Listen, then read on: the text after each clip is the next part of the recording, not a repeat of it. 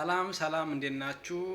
ዜና ነኝ። ዛሬ የምናየው አንድ ሰው ውል ሲፈጽም ቀብድ ከፍሎ ወይም ቀብድ ተቀብሎ ውል ይፈጽማል እና ያ ቀብድ የከፈለ ወይም የተቀበለ ሰውዬ ውሉን ማቋረጥ ቢፈልግ ምን ማድረግ መቻል አለበት የሚለው ነው የምንመለከተው።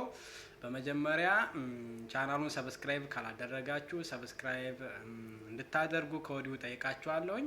ወደ ዋናው ጉዳይ ስመለስ አንድ ሰው በአንድም በሌላም ምክንያት ውል ሲፈጽም ቀብድ ይከፍላል ወይም ቀብድ ይቀበላል።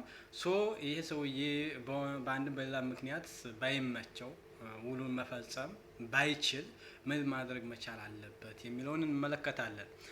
ይህ ሲሆን አንድ ሰው ቀብድ ከፍሎ ውሉን ማቋረጥ ቢፈልግ ማድረግ መቻል ያለበት የከፈለውን ቀብድ በመተው ነው ይላል። እንግዲህ የፍትሐብሔር ሕጉ አንቀጽ 1885ን ስንመለከት ማንኛውም ሰው ሊሆን ይችላል ውል ከፍሎ ወይም ተቀብሎ ማቋረጥ ቢፈልግ የሰጠው ሰውዬ ከሆነ ማለት ቀብድ የከፈለው ሰውዬ ከሆነ ማቋረጥ የሚፈልገው ማድረግ መቻል አለበት 100,000 ብር ይሁን 200,000 ብር የከፈለው ቀብድ እሱን በመተው ነው ማለት ነው ማቋረጥ የሚችለው።